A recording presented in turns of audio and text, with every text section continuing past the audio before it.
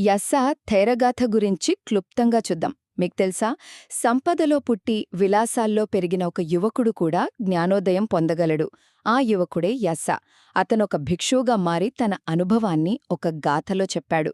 సరే, మొదటి విషయమేంటంటే యస అసరేమన్నాడు వినండి.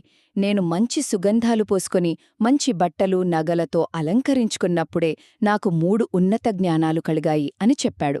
అంటే ఏంటన్మాట, జ్ఞానోదయం పొందడానికి మనం ఎలా ఉన్నాం, పేదవాళ్లమా ధనవంతులమా అన్నది అస్సలు ముఖ్యం కాదన్మాట. ఇక రెండో పాయింట్, యస్స నేపథ్యం తెలిస్తే మీరింకా ఆశ్చర్యపోతారు. అతను చాలా పెద్ద కోటీశ్వరుడి కొడుకు.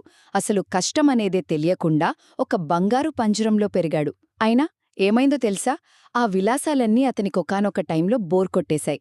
చివరిగా మరి అతని జీవితం ఎలా మారింది? అంతా బానే ఉంది కదా. ఒకరోజు అతననుకోకుండా బుద్ధుణ్ణి చూశాడు. బుద్ధుడి ముఖంలో ఉన్న ఆ ప్రశాంతత, ఆ సంతృప్తి యస్సను కదిలించేశాయి.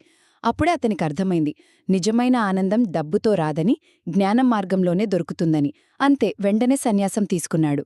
సో యస్స కథం మనకేం చెప్తుందంటే, జ్ఞానం సంపాదించడానికి మన చుట్టూ ఉన్న పరిస్థితుల కంటే మనసులో ఉన్న సంకల్పం, పరిపక్వతే ముఖ్యం.